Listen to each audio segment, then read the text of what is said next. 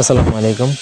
আজকে আমি আপনাদেরকে বান মেরে শত্রুর শরীর ফুলানোর একটা মগা নকশা দিব, যেটা শত্রুর শরীর ফুলে যাবে। এটা ফুলে যাবে বলতে এমন ফুলবে যেটা অস্বাভাবিক লেভেলের, শরীরের মধ্যে পানি চলে আসবে এরকম, ঠিক আছে। আর এই বানটা যদি দীর্ঘদিন যদি থাকে, শত্রুর উপর থেকে যদি কাটানো না হয়, তাহলে সেই শত্রুকে টিকানো যাবে না। আপনি যার উপর বান প্রয়োগ করবেন রুগী টিকবে না।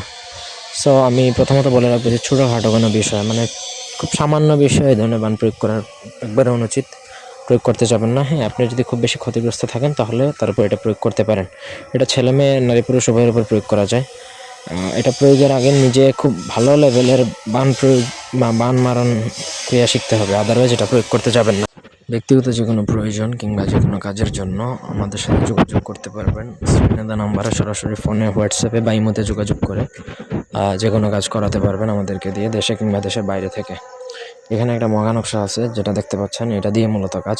এটা আপনাকে যে কোনো শনি বা মঙ্গলবার দিনে কাফনের কাপড়ের মধ্যে লিখতে হবে। বাজার থেকে কাফনের কাপড় কিনে আনবেন, সেই কাফনের কাপড়ের মধ্যে আপনাকে নকশাটা লিখতে হবে হচ্ছে অরিজিনাল কেশর বা কস্তুরি কালি দ্বারা।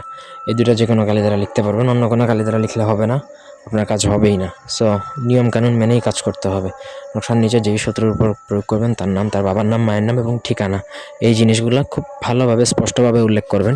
তার ডাক নাম এবং আসল নাম দুইটা নামই উল্লেখ করতে হবে, ঠিক আছে।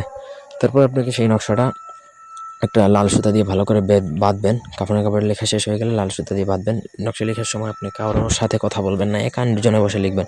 শনি মঙ্গলবার দিনে লিখলে ভালো, অমাবস্যা রাতে লিখলে আরও ভালো।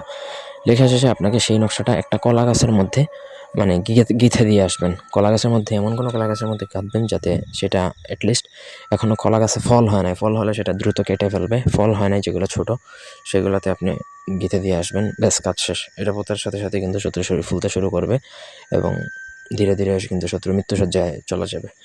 এই জন্য আমি বারবার বলতেছি, অন্যায়ভাবে এই ধরনের বিদ্যা প্রয়োগ করতে যাবেন না। হ্যাঁ, খুব যদি আপনার সিরিয়াস ইস্যু হয় আপনি এটা তার উপর প্রয়োগ করতে পারেন, তবে তার জন্য আগে আপনার উস্তাদের অনুমতি লাগবে এবং ভালো করে পারমিশন নিয়ে তারপরে করবেন। ধন্যবাদ।